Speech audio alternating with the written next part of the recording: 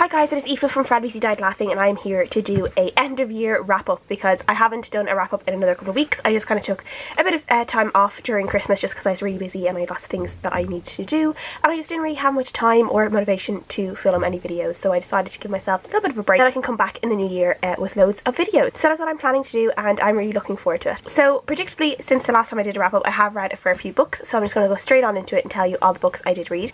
The first book I read since the last time was 7 Days of Us by Francesca Hornak. This is kind of a Christmassy contemporary novel about this family who are not really dysfunctional, but like they don't all get along really well, and they have to spend 7 days during Christmas in quarantine because the oldest daughter is coming home from, she's a doctor and she's been treating kind of this particular disease over in, I think it's like in somewhere in Africa, and they need to be in quarantine just to make sure that like she doesn't have any symptoms and like that she hasn't passed it on to anyone else, so they have to stay in quarantine for these 7 days. So they're like stuck in this house together for 7 days, and there's loads of kind of other stuff going on. There is the younger sister who has just recently got engaged, but like her relationship isn't that perfect.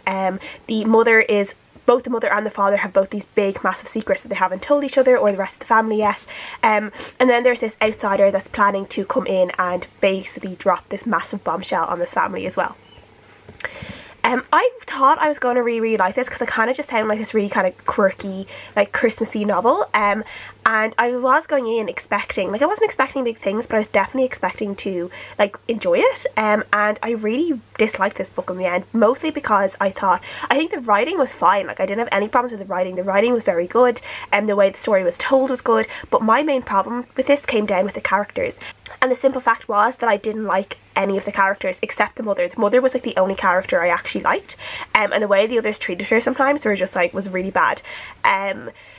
Yeah, and I just like it wasn't even like a way of like you love to hate them kind of way. It was genuinely just that I hated them and I just didn't think they were very good people at all, and I really didn't like them. I did feel like the end of it was a little bit drawn out as well though, and I gave it a 2 out of 5 stars overall. The next book I read was Bridge of Clay by Markus Zusak. This is obviously the author of The Book Thief, and this is his new book that came out this year, and it has been very much anticipated in the booktube community, and I got around to this eventually, and this is kind of telling the story of these brothers growing up together, and all we know is that it seems that their mother has died, their father seems to have gone away, and we're being told the story from a few years in the future by the oldest brother, and he's kind of telling the story like mostly based around one of the younger brothers whose name is Clay, and about kind of the relationship they all have, the relationship they have with their dad, the relationship they had with their mom, and it kind of goes through the history of the family, like how the mom and dad met, you know, who their dad was before he met their mom, who their mom was before she met their dad, and it was really like, it took me a while to get into this. This is like a particular type of writing. Markus Zusak, if anyone has read Markus Zusak, you know he has a very particular style of writing, and in The Book Thief it is kind of, I think it's more universally accepted, his style of writing, that people seem to like it because of just the whole theme around The Book Thief, like World War II has been told by death, where in other books like I Am the Messenger that he also read, or that he also wrote, it's not as easy to read, which I found, though I listened to that on audiobook, so that could have been the reason why I didn't enjoy that one as much.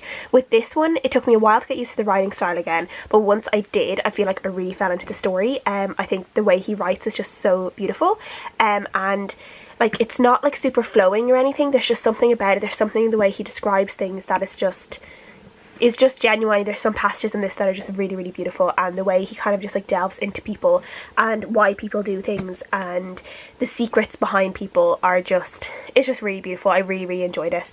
I gave this a 4 out of 5 stars in the end, and yeah, I feel like people shouldn't go into this expecting The Book Thief, because if that, you're just setting yourself up for failure, because I feel like The Book Thief is the kind of book that's easiest to read for most people, where this one probably isn't, and it doesn't have that kind of sense of magical realism the way The Book Thief does. The next book I finished was an audiobook. It was This Is Going to Hurt by Adam Kay, The Secret Diary of a Junior Doctor. It was one that I didn't really like that much at first. It took me a while to get used to Adam Kay's narration, because he was narrating this as well, and it took me a while just to kind of get used to his voice, get used to the humour. I feel like this would as I said kind of in my vlog, I think this would make more impact with people under the NHS rather than maybe Ireland and the HSE, even though our doctors are obviously overworked and underpaid as well. yeah, I did eventually start really enjoying it, and you know, I did enjoy listening to it as well after a while. And yeah, I can't really say too much about this except that it was an entertaining book. It was definitely like serves up some realities about what it's like to work in the medical industry, what it's like to work as a doctor, literally the amount of work they have to do, the amount they have to sacrifice to work, and how badly they are treated by like management and, you know, patients sometimes. And yeah, it definitely just makes you think a bit. And yeah, I gave it a 3 out of 5 stars overall. And then I got on to The Christmas Sisters by Sarah Morgan. This is a proof copy, so this is not the finished cover. But this is book I really got a lovely little kind of book box for a few weeks ago, and I got this in exchange for an honest review from HarperCollins. And this is obviously another Christmassy time book. It is about these 3 sisters, Hannah, Beth and Posey, and they're all going to be home with their parents for Christmas. And Posey lives with her parents, so she's there all the time, but Beth and Hannah both live in New York, and they're going to be travelling over from Scotland. Hannah hasn't come home for Christmas for a few years, and we find there's kind of different ways around, different like reasons behind this family, that they're not like a completely normal family. There's stuff from the past that they've all had to deal with. There was like a tragedy in their past, so they're not like a run-of-the-mill like conventional family. There are some differences there. Hannah has a secret that she is you know, trying to hide, that she's not ready to share yet with people. She hasn't really kind of dealt with it herself. Beth is struggling between wanting to be a full-time mum and going back to work and trying to get her husband to understand. And then Posey is struggling with either staying at home to help run the family business or going off on a big adventure and exploring the world the way she seems that like in her heart she really wants to do, but she's afraid to leave behind her family and maybe, you know, make her mother upset that she's leaving and possibly going on dangerous adventures.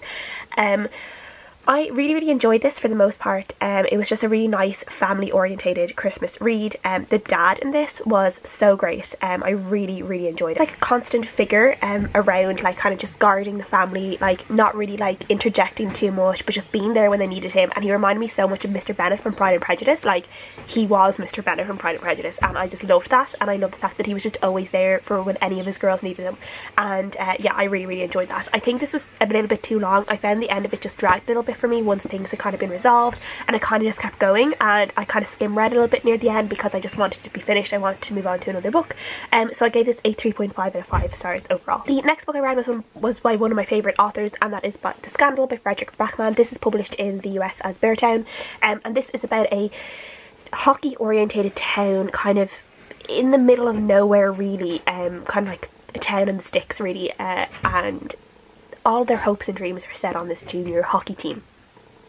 And they were hoping that if the junior hockey team will win the final, it will bring kind of business and jobs back into the town, more focus on the town. There might be like a hockey club or hockey kind of a school that will be started up, and it will mean like, you know, really good things for the town and more jobs and more prosperity and stuff like that, because a lot of jobs are being lost, a lot of places are being shut down, and yeah, the town is kind of dying a little bit because it is so much kind of in the back end of things. We are following loads of different characters in the town, from like the teenage players to the kind of the general manager of the hockey club, to the coaches of the hockey team, to the daughters of the coach and the manager and stuff like that. And we're following them all. We're seeing how they all kind of feel about hockey and about the emphasis it has in the town, how we're seeing how kind of the players of the junior team are kind of treated like gods in the town, and they kind of are able to get away with everything.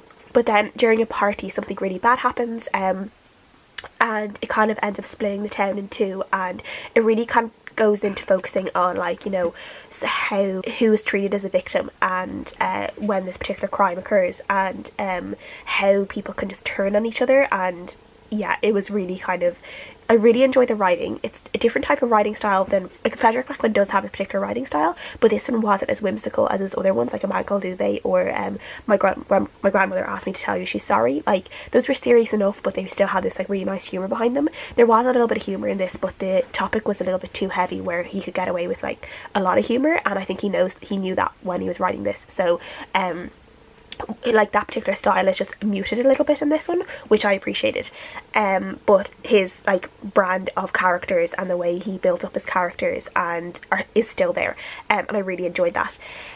This one actually really reminded me just the way the the athletes were treated in this versus the person who was accusing them of a crime was actually really reminded me of something that happened in Ireland during the year, which was this rugby trial. I will leave some links down below, but it kind of reminded me of the attitudes just around that, and you know, versus like he says she says kind of thing, and how a lot of the time the man is made out to be the bigger victim in a lot of these cases, particularly when it's high profile cases or cases where, like, you know, it's an athlete, and yeah, it just kind of reminded me of that. And I really enjoyed how this kind of wrapped up. It kind of, there was a lot of things that were kind of foreshadowed but you weren't really sure, and kind of kept me on edge a little bit. And there is a second book in this series which I'm really looking forward to reading. I'm going to try and read really soon this year, so I'm looking forward to that. Last book I read in December was Spinning Silver by Naomi Novik. This is a Rumpelstiltskin kind of retelling, and it's about two girls. One is a money lender, or her father is a money lender, and she ends up kind of taking over his business because her father is a very bad money lender, but turns out that she's a very good one. And then it also follows a girl who is the daughter of this duke, and he has plans to marry her to the Tsar, who is kind of like the king of this country. There's all this kind of magical elements. There are like this kind of fairy folk in this who want their silver turned into gold by the money lender, Miriam. And then there is this kind of demon who is connected to the Tsar and is very bad, but then also the fairies are kind of bad as well. Fairy folk are kind of bad, and you're kind of trying to decide who is worse than the other and who's the real baddie in this. We don't really know. You kind of have to kind of make up your own decision as it goes along. This was very much like the same style as Uprooted, where like it was just quite whimsical at times. The writing was so beautiful. I just loved the world that Naomi Novik created here, and I loved the way she wrapped in the Rumpelstiltskin fairy tale. I thought it was so cleverly done. Like, it was just like, you know, if you know it was Rumpelstiltskin inspired, you know it was Rumpelstiltskin inspired, but then if you didn't, it would just be a wonderful story anyway. So yeah, I really enjoyed this. It's a little bit long, I think. I didn't enjoy it as much as Uprooted. I would have liked it a little bit more near the end. I would have liked more in terms of the romantic or half romantic relationships that were in there. They kind of only turned romantic near the very end, and I feel like I just would have liked a little bit more there.